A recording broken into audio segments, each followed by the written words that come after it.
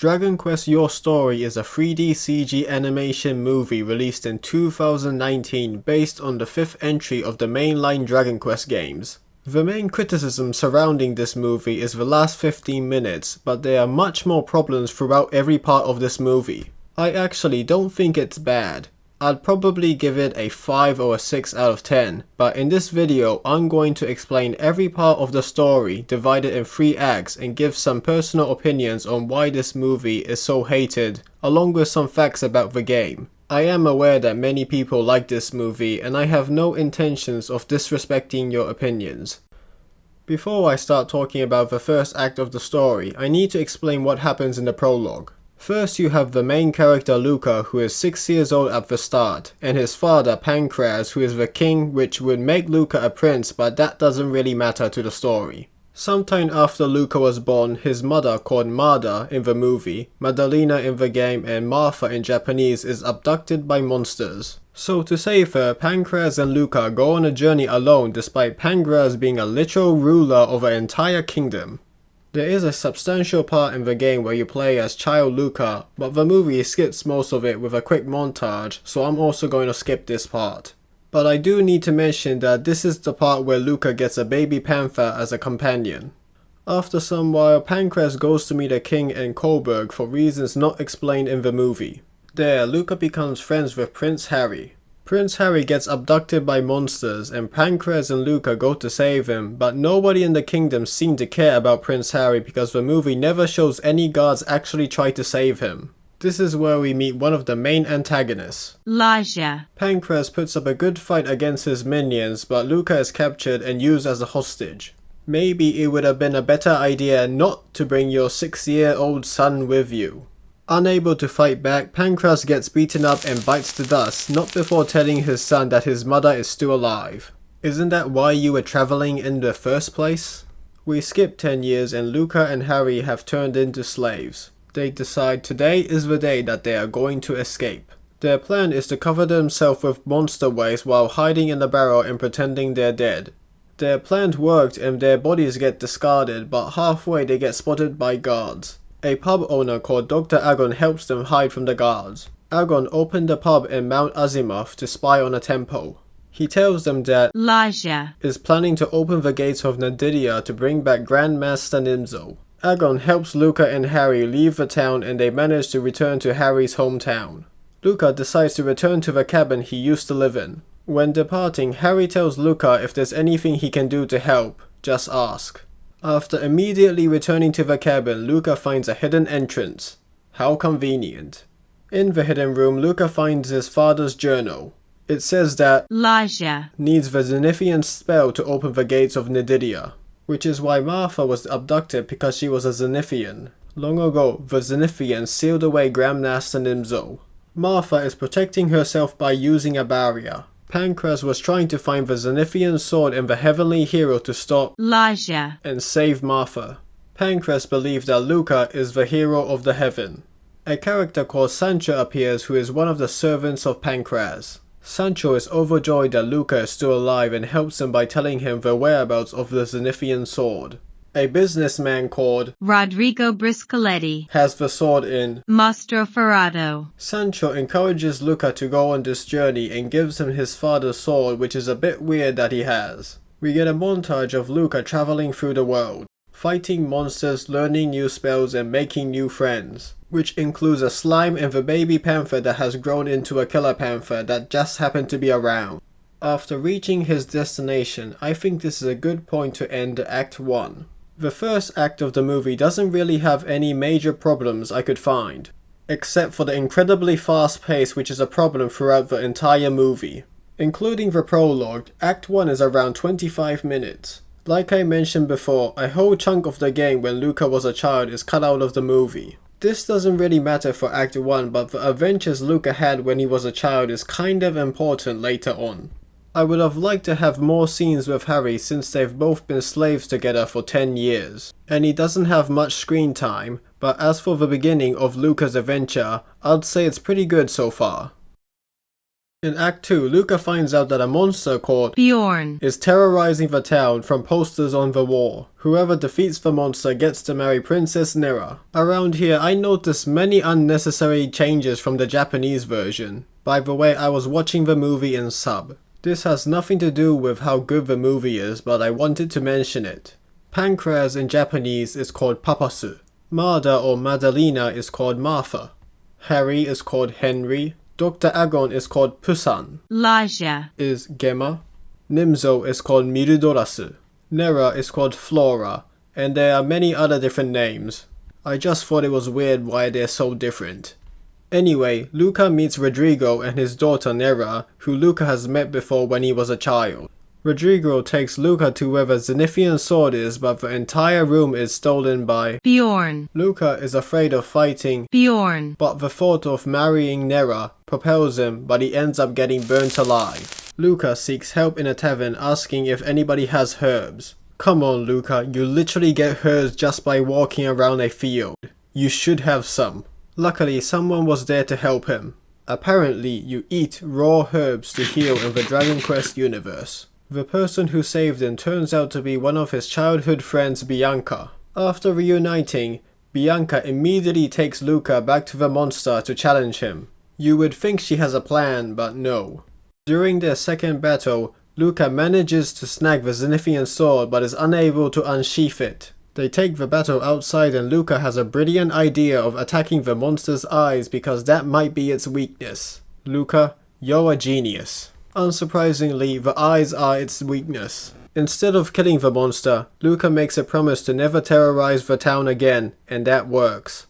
The whole town cheers just for Luca even though there are 3 others helping him. Luca tries to propose to Nera, and with some encouragement by Bianca, Nera accepts the proposal. The whole town is celebrating and Bianca gets wasted, but Luca decides to not drink anything. He is 16, so maybe he's underage in this fantasy world. Before he goes to bed, he encounters an old lady who tells him that he is apprehensive about getting married. The old lady gives Luca a potion which will show him his true feelings. Luca refuses to take it, but the old lady insists. Luca is determined not to drink the potion, but it doesn't last long. After drinking the potion, he soon falls asleep and turns into a blue digital phantom thing. Images of Bianca show up, and now he knows that he actually loves Bianca. The next day, Luca meets Rodrigo and calls off the marriage. Rodrigo is surprisingly calm about it despite Luca saying stupid things like, "No one is more surprised than I am." The father gives some advice of how to find the Zenithian hero and tells Luca to never show his face again. Luca meets up with Bianca at the tavern and almost immediately proposes to Bianca in front of everyone, and she says yes. We cut to the old lady that was actually Nera in disguise who somehow discovered Luca's true feelings. Luca returns to his old cabin with Bianca because I guess it's a very nice place to live. In the mountains. Away from civilization. Covered in snow. Great place to raise a child because Luca becomes a father. The child's name is Alice, and ever since he was born, the Zenithian sword started to shake. Luca thinks that it's because the sword is trying to tell him to find the hero. Luca's home is attacked by Laja. During the battle, Luca fights with the same monsters his father fought, but he is clearly not as strong as his father. They manage to save their son, but Bianca gets abducted and Luca turns into stone. Instead of killing him, Laja wanted him to watch the world plunge into darkness, but that makes no sense because Luca is unconscious during this state. Not only that, Laja leaves the Zenithian sword with him. The reason why Laja abducted Bianca is because she is actually a Zenithian. Apparently, all Zenithians have these golden eyes, and Bianca had a spell cast on her eyes to turn them blue to hide that she was actually a Zenithian. Zenithians also have telepathy, and Laja wants Bianca to talk to Martha and learn the spell that will open the gate. Obviously, this plan fails. Even if Bianca was willing to tell him the spell for freedom, there's no reason for Martha to. He then turns her into stone, which is kinda wasteful. You could have at least tried a few more times. This is the end of Act 2. In Act 2, the problems with this movie are much more apparent. The major issue I have with the second act is the love triangle between Luca, Nera and Bianca. After not seeing each other for more than 10 years and being so in love you get married the next day just doesn't make sense to me. I could understand marrying Nera because you're marrying a princess and you get benefits from that, not to mention Luca is technically a prince with his own kingdom even though it's never mentioned again. Maybe this would have made more sense if the movie showed more scenes with Luca and Bianca when they were a child. Act 2 is also only 35 minutes. In the span of 35 minutes, Luca reunites with his old friends, defeats a monster terrorizing the town, gets engaged, ends the engagement, gets married, has a child, and gets turned into stone. If this was an anime, each one of these could be its own episode. Still, for a person who has played the game, would most likely enjoy it despite the pacing. I actually haven't played Dragon Quest V before. The only game I've played to the end is Dragon Quest XI. But from what I've learned online, fans of the games enjoy the movie until this point. As for some differences from the game, there's actually 3 characters you can marry in the game. Bianca, Nera, and Deborah, and depending on who you marry, the child's hair will change. There's also a daughter, but I guess she was unnecessary for the movie. In Act 3, 8 years have passed and we see Alice and Sancho looking for a treasure box guarded by Cyclopses. Inside the treasure box is a wand, and Alice uses the spell Zoom to head to where his father is. Apparently, monsters can also use the spell Zoom. I always thought Zoom is an overpowered spell because it's literally teleportation. Can everyone use this? Is it an easy spell? Anyway, Alice uses this wand to free his father from the stone prison. Alice is upset that his father doesn't recognize him, which makes sense because the last time he saw him he was a baby. The Cyclopses catch up to them, but Alice lost his sword. Luca gives him the Zenithian sword thinking it was a normal sword. It turns out that Alice was the Zenithian hero and disintegrates the Cyclopses with one slash. They decide to save Bianca and go to Mount Azimuth to seek help from Dr. Agon, who might know where the Zenithian dragon is. Turns out Agon is the Zenithian dragon, but he lost his dragon orb that lets him turn into a dragon. Luca has a shard of the dragon orb which he got when he was a child, but it turns out to be a fake. Agon suggests seeking help from the fairies who can grant any wish. They are protected by robots in the mountain which Luca thinks is random. This part is a bit important. Agon's reply to that is, "Don't ask me, friend. That's just how things are this time." Since the fairies acknowledge only those who overcome a set of trials with their own strength, Luca goes alone, but the slime follows him because the slime doesn't count apparently. Luca successfully gets past the robots and meets the fairies. Luca wishes to seal the gates to Nadilia forever and save his mother and wife, but the fairies deny his wish. At this point, I'll be surprised if there's a character that can actually grant any wish. Instead, the fairy suggests that Luca go back in time with a fake dragon orb and meet his younger self and replace the real dragon orb with a fake one, and that is exactly what he does. Now that Dr. Agon can turn into a dragon, they fly to where the Nadilia gate is. Coincidentally, they find the petrified Bianca at some remote island, and Alice uses the wand to save Bianca, who doesn't really seem surprised. Luca's mother talks to him telepathically and tells him that something is wrong this time around. They encounter Lysia, and his army Lysia, has accumulated enough strength to break Martha's barrier. The party is overwhelmed by all the monsters until suddenly Harry and his army on a ship carried by Bjorn, come out of nowhere to save the day. How convenient. Luca and Lysia have an honestly pretty cool fight, even though Luca shouldn't be anywhere near his level. Maybe his fairies unlocked his potential. With help from Alice, they defeat Lysia, but he absorbs Martha's body and opens the gate. Bjorn, Throws Alice towards the gate, and by throwing the Zenithian sword into the gate, it will close. It seems successful, but every character aside from Luca suddenly freezes in place. From here, the controversial part starts. A pixelated figure descends from the sky. The entity introduces itself as a virus made by a person that really doesn't like Dragon Quest, or maybe games in general, for reasons not really explained in detail. It starts erasing everything around until it all turns white. Luca is actually a character in a VR game played by a real person. Apparently you can do arranges to the game, that's why there are robots protecting the fairies. The virus tries to erase Luca from the game. We get a monologue of how the adventures he had playing this game may be fictional, but it was real to him. The slime that joined the party turns out to be an antivirus and turns into a Roto Sword, and Luca defeats the virus. We get a bit more speeches from Luca of how the adventures he had with these characters were real, and the movie ends.